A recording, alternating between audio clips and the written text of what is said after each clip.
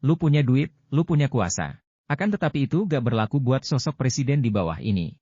Sosok presiden yang telah kami rangkum merupakan presiden termiskin di dunia. Ada yang tolak uang pensiun, ada pula yang tidur di gubuk reot. Jangan lupa subscribe, like, dan share. Jose Mujica. Pada 2010 hingga 2015, Uruguay dipimpin oleh seorang presiden yang bernama Jose Mujica. Pada awal menjabat presiden Uruguay, Jose hanya memiliki total kekayaan kurang dari $1.000 Amerika atau kurang dari 10 juta rupiah. Adapun gaji yang diterima oleh Mujica kala menjabat sebagai presiden Uruguay saat itu mencapai $12.000 Amerika per bulan. Kemudian pada 2012, total kekayaannya bertambah menjadi sekitar 2 miliar rupiah. Namun, Jose dianggap sebagai salah satu presiden termiskin. Sekitar 90% dari penghasilannya tersebut disalurkan untuk kegiatan amal atau charity. Meski punya kuasa, Jose tak serakah mengambil banyak keuntungan.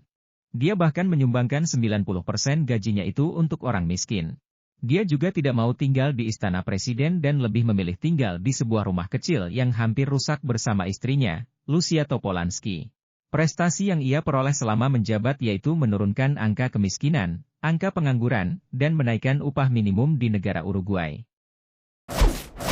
Mahmud Ahmadinejad. Presiden Iran yang ke-6 ini selama berkuasa memang dikenal sebagai sosok yang sederhana.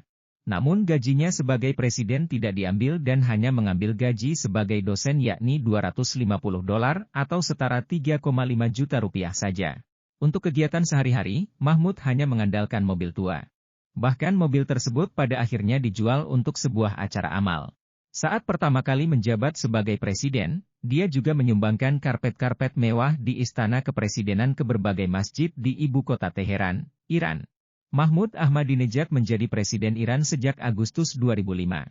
Dia adalah pelopor aliansi kelompok konservatif yang disebut Aliansi Pembangun Islam Iran. Pada awalnya, dia adalah seorang guru dan insinyur.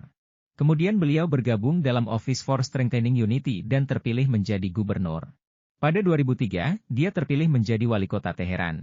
Lalu, ia mencalonkan diri sebagai presiden pada tahun 2005 dengan dukungan garis keras dan sikap yang konservatif. Dia berhasil memenangkan pemilihan dengan memperoleh suara 62%. Pada 2009, dia kembali menjadi presiden dengan berbagai sengketa. Nelson Mandela.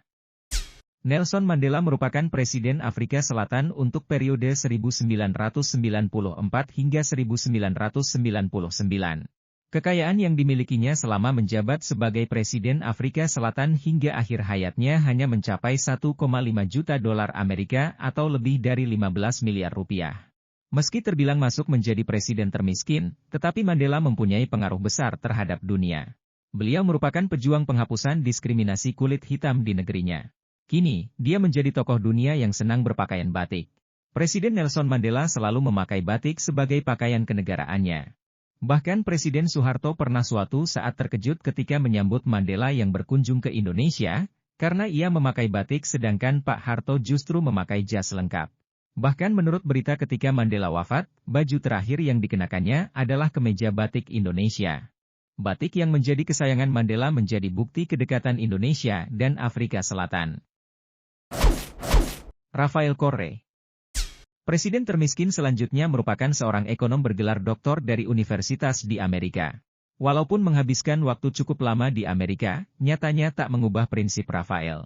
Rafael tetap pada prinsipnya yang anti-neoliberalisme. Beliau merupakan presiden Ekuador tahun 2007 hingga 2017. Beliau terkenal akan kesederhanaannya. Pada 6 April 2013, ketika APBN Ekuador terancam defisit, ia mengeluarkan kebijakan untuk membekukan pembayaran gaji pejabat tinggi dan presiden selama 2 tahun. Dia berhasil menyelamatkan APBN Ekuador tanpa memangkas subsidi sosial rakyat. Rafael juga menggunakan hak khususnya sebagai presiden untuk membebankan warga yang jumlah kekayaan lebih dari $1 juta Amerika.